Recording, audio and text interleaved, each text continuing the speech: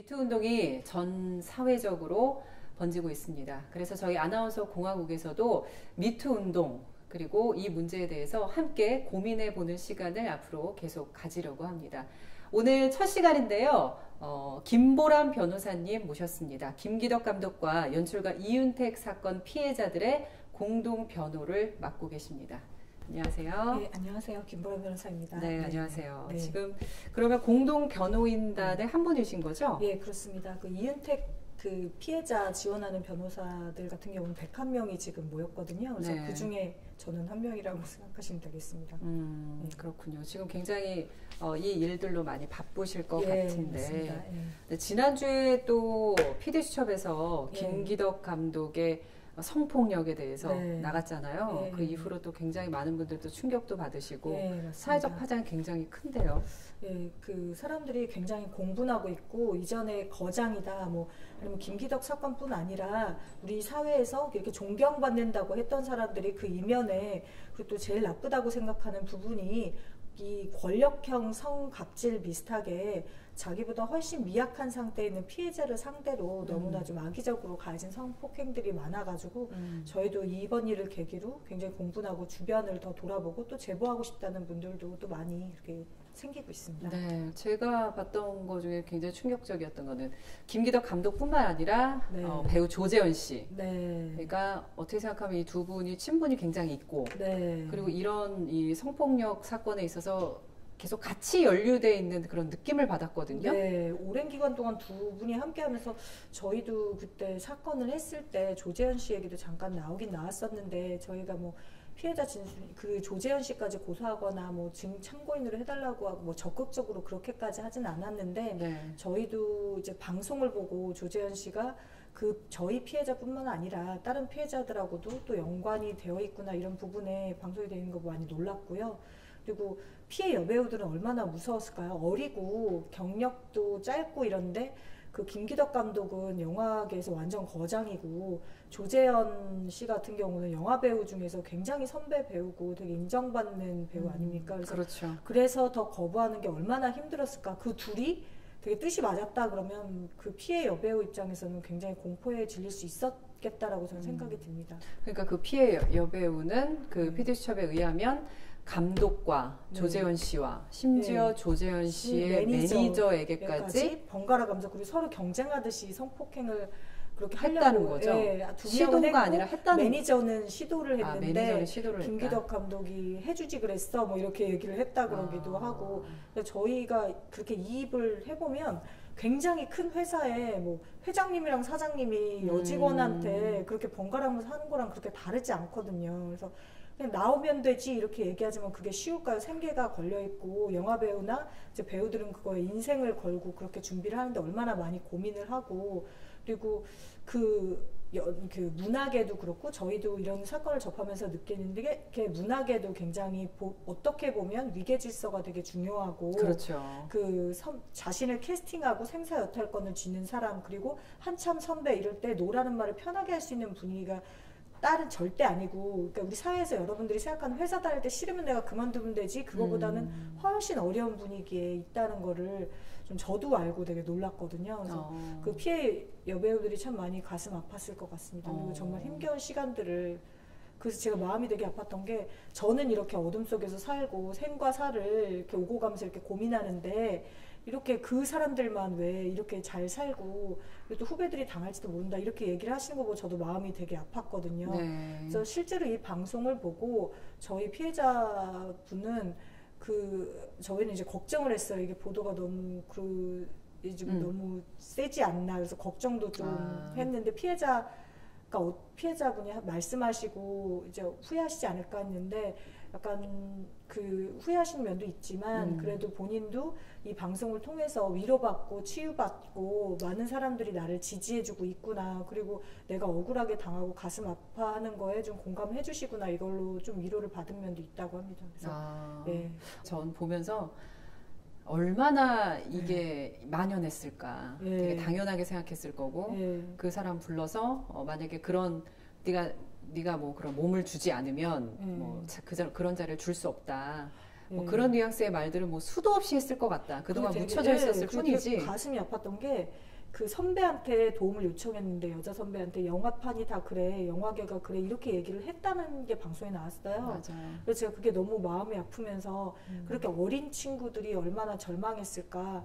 그리고 우리 사회에서도 직장 내 성희롱이나 성추행 같은 건 많이 저도 사례나 접하고 신고를 받기도 하고 하는데 그럴 때 선배들이 같이 싸워주기보다는 어떻게 방관자 역할을 지금까지는 해온 건 사실이에요. 네. 우리 업계가 그래 아니면 어떤 업계든지요. 우리 아니면 네가 그래, 참아라. 네가 참아. 네가 말한다고 달라지지 않아. 네. 그 사람이 다칠 것 같아. 네가 다칠 것 같아. 뭐 이런 얘기를 많이 듣고 좌절하는 친구들, 저 어린 친구들을 많이 봤거든요. 저도 이렇게 반성을 해보자면 그런 비슷한 일이 있다고 해도 그냥 그걸 말하는 게 오히려 나에게 더 피해가 있을 거라는 생각을 했었고 저도 그런 생각을 했었고 네. 좋은 게 좋은 거다라고 그냥 다시 안 하면 되겠지. 그러니까 심각하지 않다고 받아들였다는 것도 문제가 있는 것 같고 네. 주변의 사례들을 봐도 네. 근데 좀 더 이 미투 운동을 통해서 후배들이 조금이라도 그런 일을 당했을 때는 내가 선배로서 방관자가 절대 되지 말아야지 이런 생각도 했고 그죠. 예, 네. 그리고 그 여배우들은 정말 힘들었겠구나 이런 생각을 했습니다. 그러니까 피해자들 입장에서도 그러니까 여성이 될 수도 있고 뭐 물론 남성이 될 수도 있죠. 그러니까 그 피해자 입장에서도 앞으로 이제 인식을 바꾸는 계기가 되지 않을까. 이거를 뭐 당연하게 받아들이거나 말할 수 없다가 아니라 이제는 당당하게 말할 수 있다. 그렇게 말해야 후배들한테 그런 일이 다시는 안 벌어지라는 생각이 들었어요. 네. 그리고 제가 덧붙여서 말씀드리자면은 남성분들의 이런 직장 내 성희롱 성폭행 피해 사례도 15%가 넘어요. 네. 그러니까 그거를 저는 이제 이걸 남성 대 여성 프레임으로 얘기할 수 없는 문제라고 생각하고요.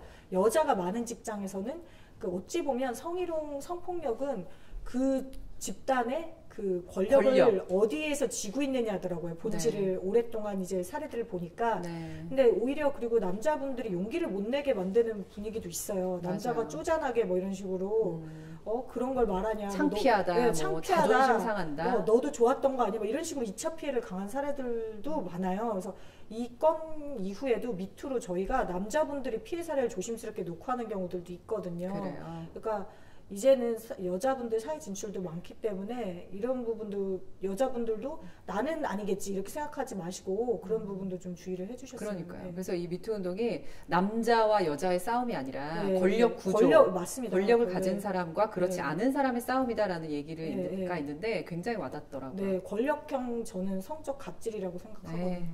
권력형 성갑질. 맞습니다. 그러면 이윤택 씨도 맡고 계시니까 이윤택 씨의 그 피해 사례에 대해서 조금 더 얘기를 해봤으면 좋겠어요. 근데 이게 뭐 듣기로는 1980년대부터 시작된 것이다. 그러니까 저희가 고소를 한 시점은 80년대부터는 아니었는데 이 고소와 기자회견을 보고 선배들이 되게 눈시울이 뜨거워하면서 연락을 해서 내가 사실은 1980년대에도 내가 당했다.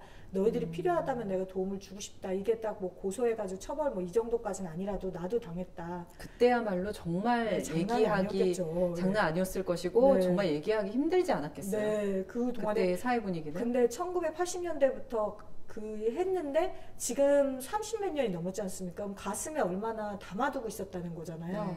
그런 시간들을 생각을 해보면 저희가 이렇게 시작을 하길 잘했구나 이런 생각이 들어요. 그래서 언론에서 이 사건이 터지고 난 다음에 제일 많이 들은 게 아니 옛날 거를 왜 하냐 뭐 공소시효가 몇십 년 전 얘기를 공소시효 다 지난 이야기. 저희는 법리적으로도 충분히 얘기할 수 있는 부분은 법적으로 대응을 할 건데 그 외에도 말씀을 드리고 싶었던 게 그러니까 좀 과할지도 모르지만 우리나라는 그 위안부에 가슴 아픈 역사가 있는 나라예요. 그렇죠. 그래서 반인륜적 범죄잖아요. 그렇죠. 성범죄가 그래서 국제법적으로 국제기구에서도 굉장히 반인륜적 범죄를 보고 있는 범죄입니다. 그냥 단순 살인 강도랑은 좀 다른 차원인데 근데 그 할머니들께서 저희가 미안해하고 있지 않습니까? 나라에서 70년이 지났는데도 저희는 당연히 얘기를 해야 되고 그 문제가 있는 게 계란으로 바위를 쳐도 그 바위가 어디 있는지 손가락으로 다리를 가르치면 그 다리 어디 있는지를 계속 지적을 해줘야 되는 부분이 있고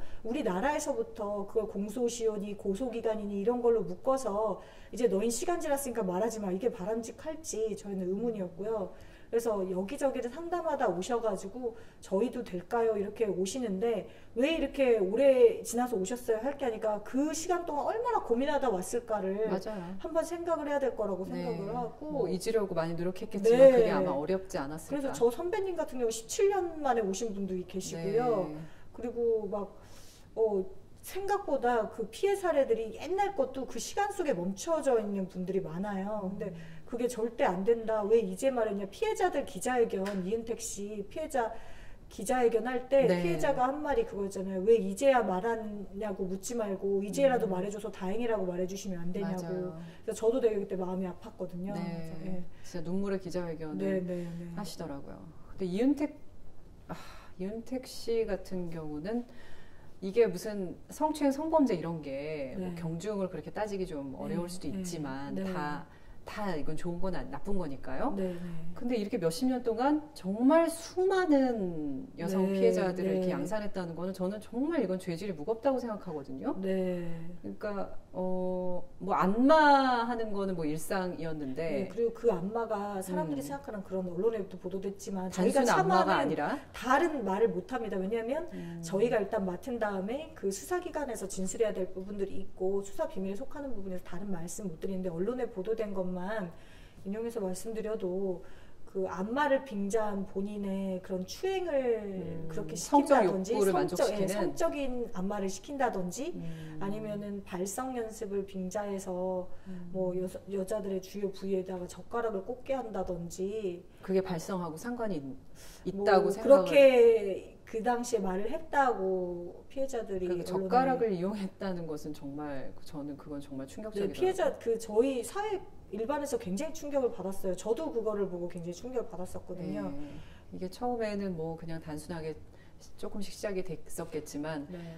전혀 뭐 이게 문제시 되지 않고 네. 언론에 나오지도 않고 하니까 이게 점점 더 수법도 대담해졌을 것이고 네. 더 많은 여성에게 피해를 줬을 것이고. 그러니까 저희가 방관자가 돼서도 안 되고 나에게 당한 일뿐만이 아니라 내 주변에 당한 일들에 대해서도 방관자가 되면 더 괴물을 만들어 버릴 수도 있다라는 생각이 들더라고요. 그래서 그때 노라고 말하고 더 일찍 그랬으면 더 많은 피해자가 줄어들 수도 있지 않았겠냐고 선배님들도 어렵게 용기 내셔가지고 연극하시는 분들이 사실 그분들은 그 예전의 일이라도 그래서 얘기하는 것들이 의미가 있다 이렇게 말씀하시는데 뭉클했고 그 사람이 나쁘지만 우리가 어떤 주변에 그런 일이 벌어졌을 때 좀 더 적극적으로 해야겠다. 그렇기 때문에 저는 이 피해자분들이나 이런 분들이 이렇게 용기 내시는 박수를 받아야 된다고 생각을 하거든요. 맞아요.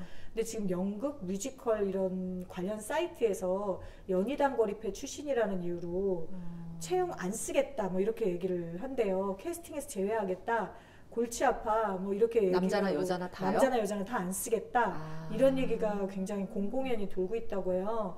근데 연극이라는 게 인간과 인생에 대해서 용기 있게 진실을 마주대하고 이렇게 어렵게 용기 낸 사람한테 박수를 쳐줘야지 너네는 그런 추문에 휩싸여서 그런 관계되어 있으니까 다 안 쓸 거야. 이게 2차 피해 아닙니까? 전 진짜 2차 피해라고 생각을 하고요. 네. 연희단 네. 거리패를 쓰지 않겠다. 네. 뭐 이런 2차 피해 같은 또 다른 사례가 있나요?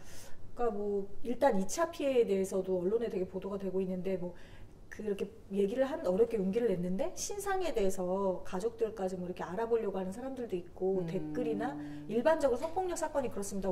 알려지게 되면 그렇게 악성 댓글이 달리거나 이른바 신상털기라고 하잖아요. 네, 그런 게 인터넷에 돌기도 하고 그러더라고요. 직장 내에서 뭐 사내 게시판에 그렇게 한다든지 근데 그런 걸 엄단해야죠. 그래서 저희가 이번에 절대 그걸 좌시하지 않겠다고 저희도 말씀을 드린 게 피해자에 대해서 2차 피해가 발생하지 최소화하면서 우리는 피해자를 지원해서 피해자들이 치유받는 과정을 지원하겠다 이렇게 생각을 하고 있어요. 그래서 저희가 생각을 그리고 언론에서 2차 피해가 너무너무 심각하다 이런 얘기만 하니까 피해자분들이 내가 잃을 것밖에 없는데 용기를 내도 될까? 너무 무서워 이렇게 되는 부분도 있어요. 그런데 실제로 언론에 보도되지 않고 그런 사건에서 피해자들이 2차 피해를 무릅쓰고 어렵게 용기를 내서 도와주세요. 2차 피해를 최소화하고 저를 보호해주세요. 그리고 사건을 해결하고 싶습니다. 이 과정들 속에서 가해자에 대해서 엄벌이 내려지고 그 피해자의 피해를 최소화하고 이런 과정들을 그리고 고통스러웠던 그 진실을 맞닥뜨리고 사회가 그래도 아직 살만하구나. 나쁜 사람은 벌을 받구나. 이런 모습을 보면서 진정으로 치유되는 사례들도 저희는 왕왕 보거든요.